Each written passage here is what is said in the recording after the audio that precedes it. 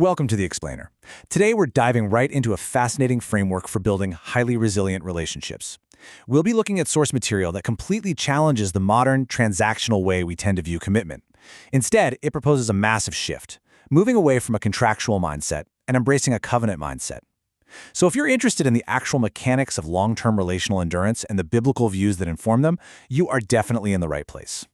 Here's the roadmap for today's Explainer. We'll start with expectations versus reality, look at the biblical blueprint, discuss leaving, uniting, and becoming, then we'll hit the friction of relationship differences, dive into the core idea of contract versus covenant, and wrap up with why love is a daily choice. Let's get right into it. Section 1. Expectations versus reality.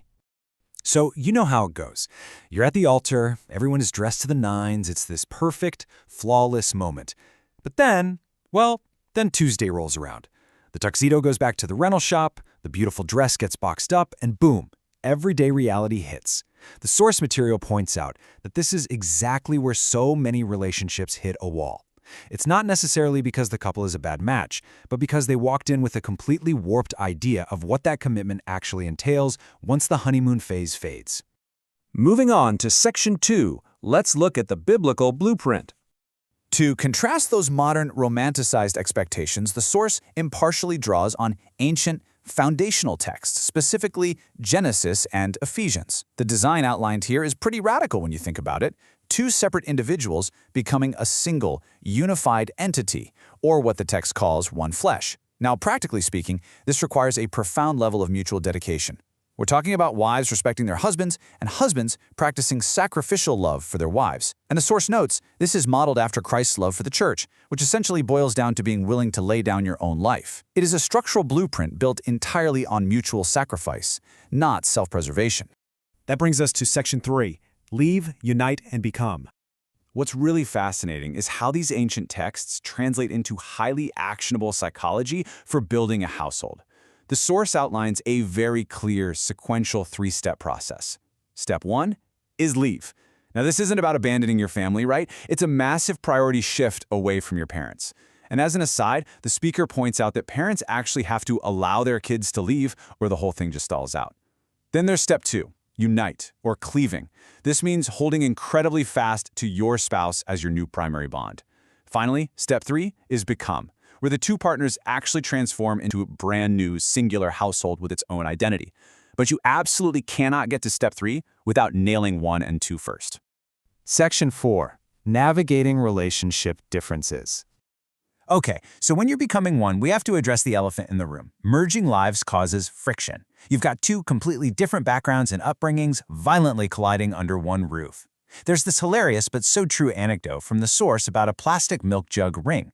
For the wife, leaving that little plastic strip on the counter as a kid meant getting yelled at.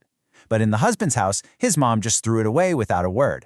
So they get married, he keeps leaving it on the counter, and it drives her absolutely crazy. It just perfectly illustrates how these tiny, deeply ingrained household habits carry so much emotional weight. It's literally a clash of past lessons against present realities. So how do you actually navigate these wild clashes in perspective? The speaker uses this brilliant puzzle metaphor. Picture two puzzle pieces that physically interlock perfectly, but one piece is solid blue and the other is a loud, crazy plaid.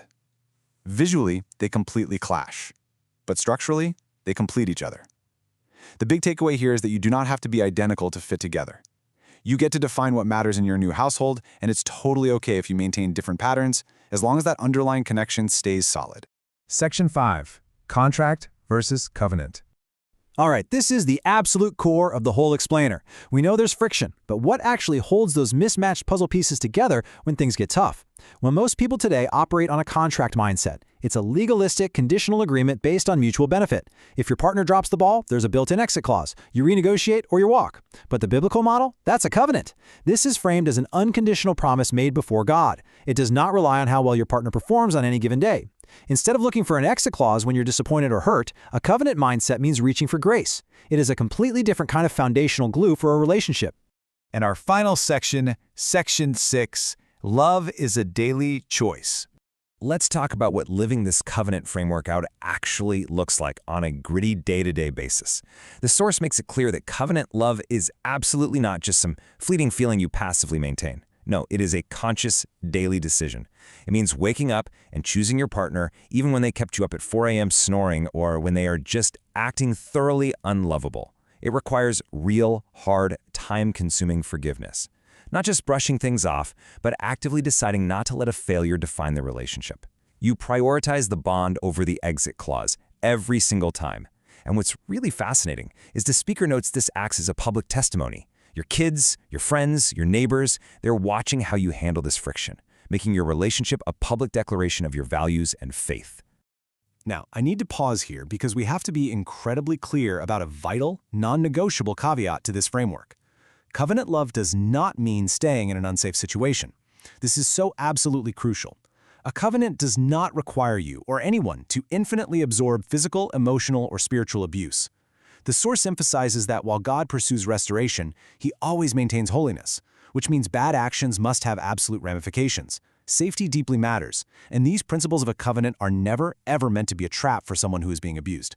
To wrap up this explainer, I want to leave you with a provocative question to chew on. Think about your own relationships, whether you're married, single, or navigating complex family ties.